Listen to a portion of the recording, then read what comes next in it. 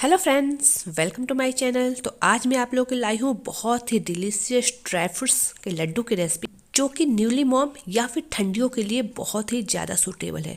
इसमें वो सारे तत्व और न्यूट्रिएंट्स हैं जो आप ठंडियों में आपको बॉडी को गर्माहट रखेगी। और अगर आप न्यूली मॉम है तो उसके लिए तो बिल्कुल ये परफेक्ट रेसिपी है। तो इस वीडियो को बिल्कुल भी स्किप ना करें। तो चलिए बनाना शुरू करते हैं। तो सबसे पहले ना मैंने यहाँ पे लिया है एक बड़े साइज का नारियल, और यहाँ पे मैंने एक हाफ साइज का लिया है।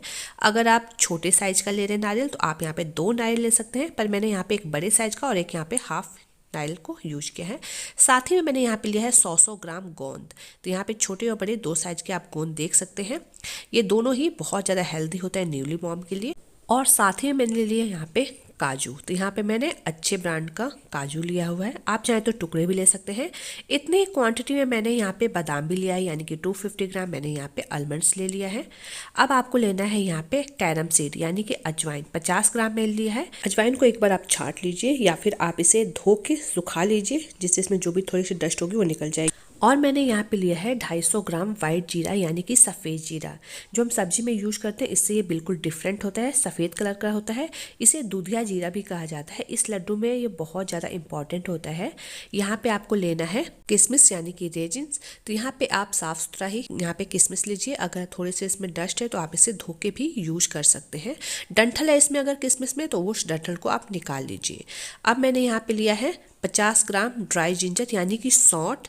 इस लड्डू में इसका बहुत बढ़िया टेस्ट आता है। यहाँ पे आपको लेना है 50 ग्राम के लगभग ही पॉपी सीड यानी कि खसखस। नारियल है उसको मैंने यहाँ पे ऐसे कद्दूकस कर लिया है। यहाँ पे ना आप डेसिकेटेड कोकोनट बिल्कुल भी यूज ना करें। तो यहाँ पे अब आपको लेना है 500 ग्राम जैगरी यानी कि गुड़, जिसको मैंने छोटे छोटे पीसेस में कट कर लिया है। और 100 ग्राम के लगभग मैंने यहाँ मखाना लिया हुआ है। ये भी बहुत ज़्यादा हेल्दी होता है। तो सारी चीज़ें हमारे यहाँ पे रेडी है। तो चलिए अब हम फटाफट से लड्डू बनाना शुरू करते हैं। तो यहाँ पे ना सबसे पहले मैंने कढ़ाई को हल्का सा गर्म कर लिया है। यहाँ पे आपको सबसे पहले इसमें डालना है सफ़ेद जीरा। यहाँ पे हम जीरे को ना ड्राई रोस्ट करेंगे। अगर इसमें डस्ट है ना तो आप इसे हल्का सा छटक लीजिए, फिर आप यहाँ पे यूज कीजिए। यहाँ पे इसको आपको लो फ्लेम पे भूनना है, गैस की फ्लेम को मीडियम या हाई ना करें। दूधिया जीरा ना बहुत ज़्यादा इंपॉर्टेंट होता है न्यूली मॉम के लिए, क्योंकि इसमें कैल्शियम और आयरन बहुत ज़्यादा होता है। ये दूध की मात्रा को भी बढ़ाता है और ये ना सर्दी जुकाम के लिए बहुत ज़्यादा हेल्दी है। अगर आप न्यूली मॉम नहीं है तो आप इसे ऐसे भी खा, क्योंकि ये ना बवासीर के लिए बहुत ज़्यादा हेल्दी है, पाचन में सहायता करता है और यहाँ पे ये वेट को भी कंट्रोल करता है। तो यहाँ पे मैंने इसे अच्छे से भून लिया है। अच्छे से यहाँ पे चटकने की आवाज़ आने लगी है। आप इस स्टेज पे डाल दीजिए यहाँ पे अजवाइन को।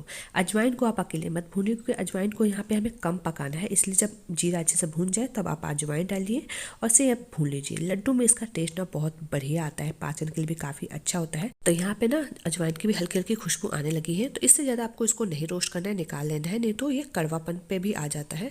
तो यहाँ पे देखिए हल्का सा इसका कलर ब्राउन कलर का हो गया, पहले ये वाइट कलर का था। अब हमने सेम वही पैन ले लिया है और इसमें हम डाल देंगे अब घी। घी भी बहुत ज़्यादा हेल्दी होती है सर्दियों में, तो इसे ज़रूर आप यूज करें। तो यहाँ पे इसकी क्वांटिटी आपको ज़्यादा रखनी है। यहाँ पे गैस की फ्लेम को मीडियम करके इसे अच्छे से गर्म कर लीजिए।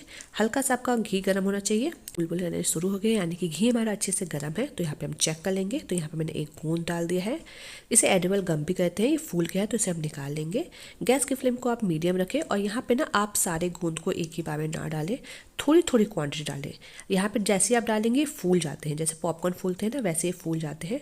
तो इसे आपको निकाल लेना है। हाई फ्लेम पे बिल्कुल भी ना सेकें, नहीं तो ये ऊपर से जल्दी जल जाएगा और अंदर से कच्चा रह जाएगा। तो इस बात का आप ध्यान रखिए। तो यहाँ पे अच्छे से फूल गया तो मैंने यहाँ पे निकाल लिया है। थोड़ी थोड़ी क्वांटिटी आप फ्राई कीजिए। तो जो बचा हुआ है उसको भी हम ऐसे सेम फ्राई कर लेंगे। यहाँ पे देखिए अच्छे से पफ हो गया है, इसका कलर भी ऐसे वाइट कलर का हो जाता है। तो इसे हम निकाल लेंगे। तो यहाँ पे मैंने 2 तरह की यूज किया ना, तो आपको दोनों को एक साइड ही नहीं भूनना है, क्योंकि एक छोटा साइज का होता है, एक थोड़े बड़े साइज के होते हैं। अलग अलग भूनिए, एक साथ भूनेंगे तो जो छोटे वाले हैं वो जल्दी जल जाएंगे और बड़े वाले अच्छे से भूनेंगे नहीं।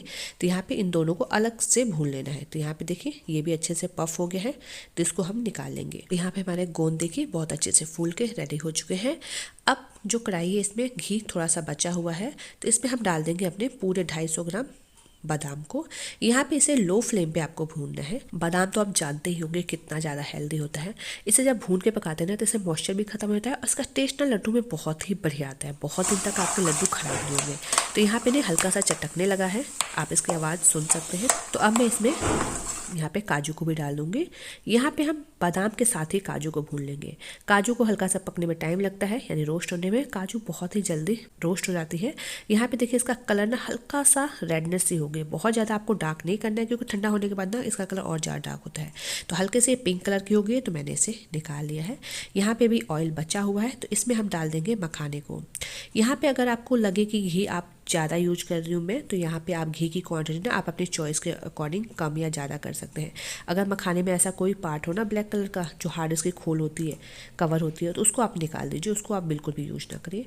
तो यहाँ पे आप इसे अच्छी तरह से लो फ्लेम पे रोस्ट करिए, जब तक कि इसमें से मॉइस्चर खत्म ना हो जाए। गैस की फ्लेम को यहाँ पे हाई बिल्कुल भी ना करें, जलाना नहीं है आपको, इस बात का आपका ध्यान रखना है। तो यहाँ पे जब तक ये अच्छे से क्रिस्पी ना हो जाए, तब तक आपको इसे अच्छी तरह से भून लेना है। तो यहाँ पे देखिए बहुत अच्छे से ये क्रिस्प हो गई है। यहाँ पे तोड़ के आप चेक कर सकते हैं, अभी गर्म है तो केयरफुली चेक करिए, आसानी से टूट जाए तो इस स्टेज पे आपको इसे निकाल लेना है। तो यहाँ पे हमारे जो मखाने हैं वो भी बहुत अच्छे से क्रिस्प हो गए, तो मैंने निकाल लिया है। अब यहाँ पे कढ़ाई में बिल्कुल भी ऑयल नहीं है, तो यहाँ पे आप 2 चम्मच के लगभग घी डाल दीजिए। घी की क्वांटिटी अपने चॉइस के अकॉर्डिंग है, आप इसे बिना घी के भी बना सकते हैं, यानी कि ड्राई रोस्ट करके भी इस लड्डू को बना सकते हैं। तो यहाँ पे मैंने कोकोनट को डाल दिया है, इसको भी हम लो फ्लेम पे ही भूनेंगे।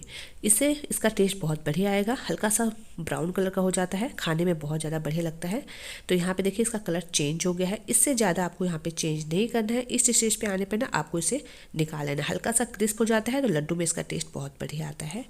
तो यहाँ पे हमारे नारियल भी भून गई है, तो अब मैंने यहाँ पे डाल दिया 1 चम्मच के लगभग घी। गैस की फ्लेम को मैंने लो कर रखा है, और यहाँ पे मैं डालूँ यहाँ पे पॉपी सीड यानी कि खसखस को। खसखस का टेस्ट बहुत बढ़िया आता है इसमें, और बहुत ज़्यादा हेल्दी भी होता है ये खसखस। तो यहाँ पे आपको लो फ्लेम पे भूनना है, जब तक इसका कलर ना हल्का सा पिंकिश या ब्राउन कलर का बोल सकते हैं, उस कलर का ना हो जाए। तो यहाँ पे इसे बिल्कुल भी टाइम लगता है, 2 मिनट में भून के रेडी हो जाता है। आप यहाँ पे कलर डिफरेंस बिल्कुल क्लियर देख सकते हैं। तो यहाँ पे इसे हमको निकाल देना है। तो बस आपको अब सेम कढ़ाई में 1 चम्मच और घी डाल देना है। घी को हल्का सा मेल्ट कर लेंगे हम। और यहाँ पे ना अब आपको ध्यान देना है कि गैस की फ्लेम को बिल्कुल लो कर दीजिए, क्योंकि अब यहाँ पे ना हम सॉल्ट डाल रहे हैं। तो यहाँ पे जैसे आप सॉल्ट डालिए, इसको आप अच्छी तरह से मिक्स कर लीजिए, नहीं तो ये बर्न होना शुरू हो जाती है। तो यहाँ पे घी में भून के इसे बनाते हैं ना, तो इसका टेस्ट बहुत ही ज़्यादा बढ़िया आता है।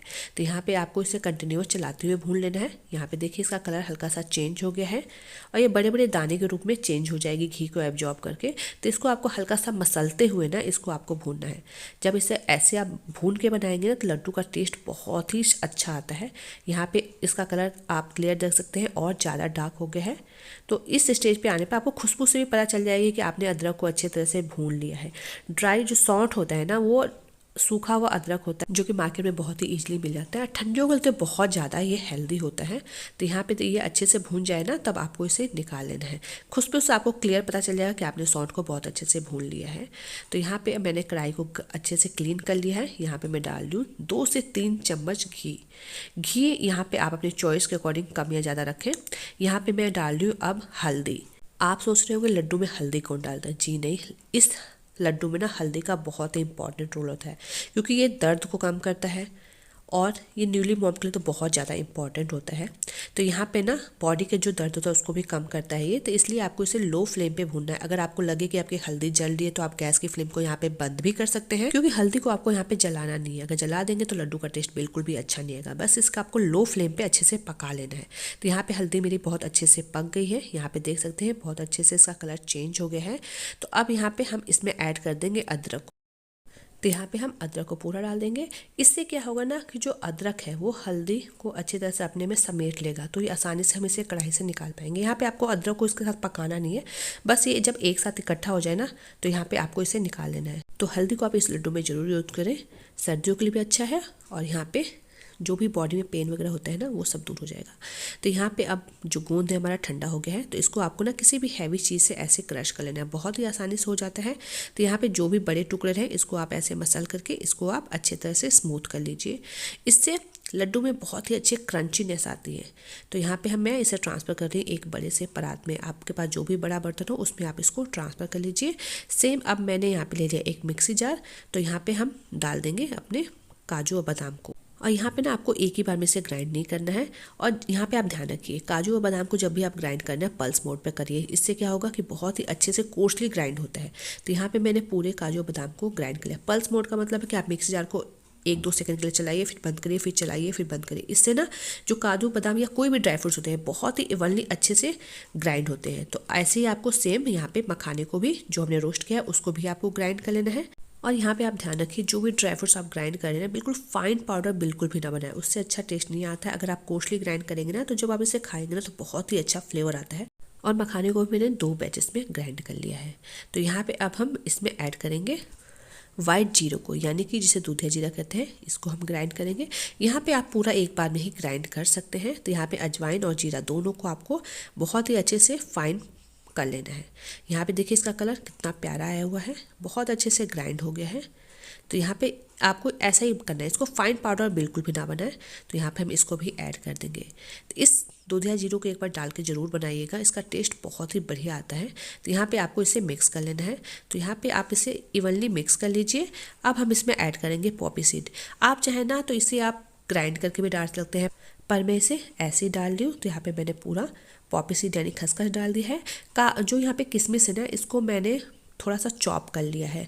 आप चाहें तो इसे रोस्ट करके भी डाल सकते हैं, पर ऐसे डालेंगे तो इसका बहुत बढ़िया टेस्ट आएगा। अब यहाँ पे मैंने कोकोनट को भी डाल दिया है।